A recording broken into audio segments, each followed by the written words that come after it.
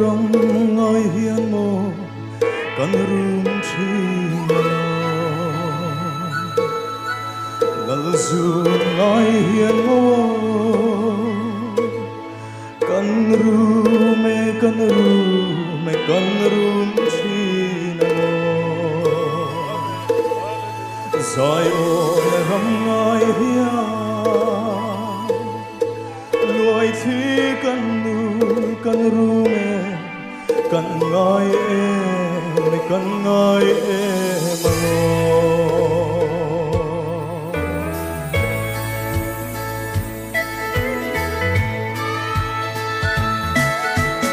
o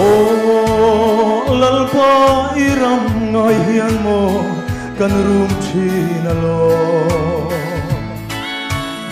o tharau min suai le ta che iram ngai hian kan rume chandam fa te kan rume lalpa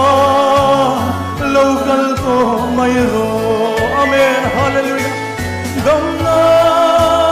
lui alwang samde nanti o su hun karam ngai sayona beram no soy moi zainan phok ning lo amen athiang him me tin hallelujah amen hallelujah le thar le van thar in hong tu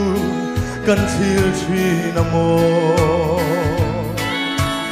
van kanan ram thirin ram kan suan alo o su mun lui ra la suwa chandam tu min suayan se dam na ram en no ma suwa hallelujah dam na lui alwang sam de nanti o su mun karam ngai sayona beram no soy moi zainan phok ning lo amen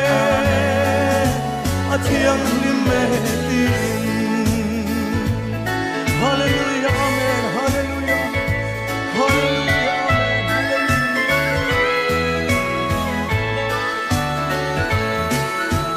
zol dan ral tiang hun moya chua kan sol len to ang he ko vele lungai kan tuar to lovang van thuam ro pui kan romang thu thum wanga riang zong chua kan ram lun tur vana khia hallelujah amen dam na lui luang sam de lanti o su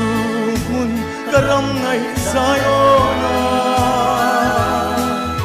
beram no soy moi zainan phok ning lo amen athiang hlim me tin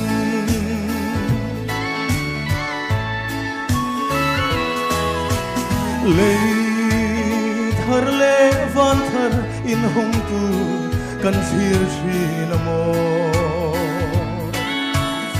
van kanan ram thirin ram kan suan alo o su mun lui ra la chua chandam tu min suayan se dam na ram en no ma chua hallelujah amen dam na lui alwang sam de lanti o su mun karam ngai sayona beram no soy moi zainan phok ning lo amen athiang him me tin